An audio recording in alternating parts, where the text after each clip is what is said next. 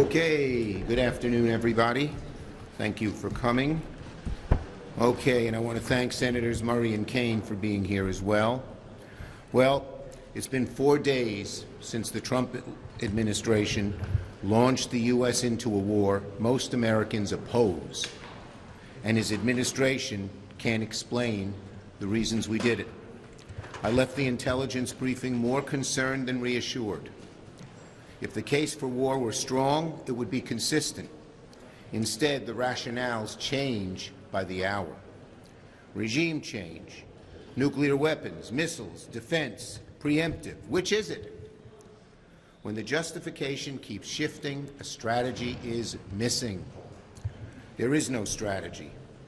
6 American service members are dead. And when talking about the tragic loss of our brave service members, what did Trump say? Quote, he said, "There will likely be more before it ends. That's the way it is."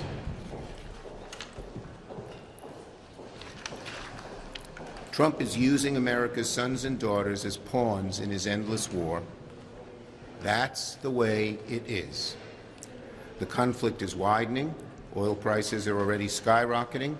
Wars without clear objectives do not remain small. They get bigger, bloodier, longer, and more expensive. This is not a necessary war. It's a war of choice. Americans don't want another endless war. They want us to pay attention to lowering their costs. While the administration debates which justification to use for war, families are debating which bill to pay.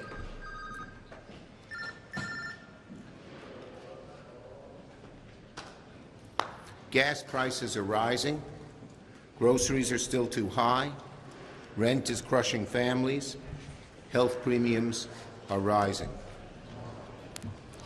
Instead of mission creep abroad, we need cost relief at home.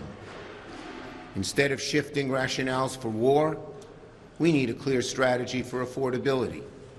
That's what Americans are asking for. That's what Senate Democrats are fighting for. Senator Murray. Well, Donald Trump promised lower costs and no more foreign wars. Instead, he has given us higher costs and a new costly war in the Middle East. It is hard to imagine a more straightforward betrayal. This president sent our kids into a war of choice from his beach club in Florida without clear objectives or any sense of an endgame, and without any authorization from Congress, no debate, no public hearings, no justification to the American people. My thoughts go out to the families of the service members who have already been killed in Trump's war. What Americans want is health care. They want to pay less at the grocery store and the gas station. They do not want to spend billions in taxpayer dollars to bomb Iran in a war that already tragically resulted in the deaths of American service members. Congress should end this war now. Republicans should grow a spine and vote with Democrats in support of the War Powers Resolution. But instead, some Republicans are now trying to use Trump's reckless war of choice in Iran as a new pretext to completely ignore Donald Trump's reckless occupation of American cities with rogue ICE agents. Look, I'm not going to vote to fund ICE and let them detain, brutalize, shoot, or kill more American citizens just because Donald Trump started an unconstitutional war that no one asked for. And let's be clear, when it does come to national security, the Pentagon, CIA, law enforcement, the FBI, and other key agencies are already funded. And if Republicans want to know who is actually undermining our cyber defenses and our counterterrorism work, all they have to do is look across town at Kristi Noem's DHS and Kash Patel's FBI. How many key personnel has Trump already fired for no reason at our top cyber defense agency? How many FBI agents are focused on helping round up farm workers with no criminal history instead of counterterrorism? Why did Patel just last week fire members of the FBI's counterintelligence squad? And why on earth was a 22-year-old hired to lead counterterrorism at DHS? That should be a bigger concern to Republicans than a simple demand that ICE follow the same standards as local police. And I'll close with this. War should be a last resort. I voted against the war in Iraq, and even the Bush administration was not as cavalier as Trump about the cost of war in lives or in taxpayer dollars. Trump's war will easily cost more than it would have cost to extend the ACA tax credits. This president and this Republican Congress have shown the American people there's always money for war, there's always money for billionaire tax breaks. It is just everyday Americans who are struggling with their health care or groceries who Republicans just can't spare a dime. Well, Democrats have a very different message. We're going to keep fighting to put working families ahead of starting costly, unnecessary wars.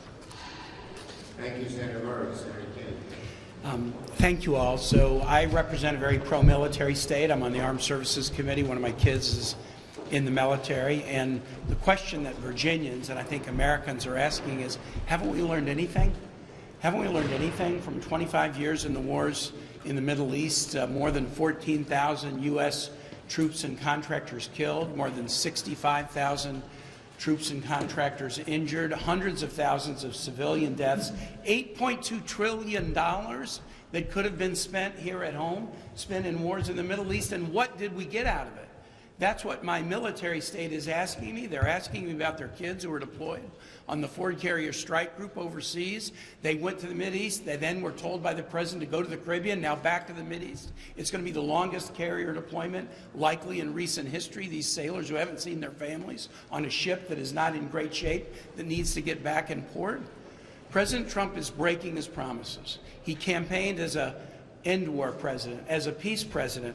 Less than 6 weeks ago, the Pentagon put out a national defense strategy under the name of the Secretary with the approval of Donald Trump. Here was the promise.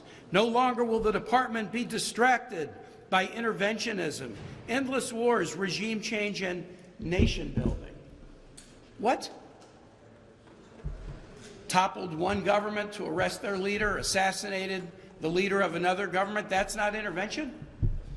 That's not regime change. That's not nation building. They're breaking their promises, just like they're breaking their promises, as Senator Murray and Senator Schumer talked about, to bring costs down for everyday folks. And these are connected. When you use your money to wage war, you take money away from other priorities. When you wage a war that raises energy prices that are already too high, you're hitting people who are dealing with health care costs up, housing up, food up, groceries up, energy costs up. It's time for the president to keep promises, not break them. That's why I'm so glad that we're going to put everybody on the record tomorrow. Nobody gets to hide and give the president an easy pass or an end run around the Constitution. Everybody's got to declare whether they're for this war or against it. That will be the vote tomorrow. I appreciate leadership helping us get it scheduled at a time when everybody can vote and be held accountable. Thank you. Thank you, Tim. The Republicans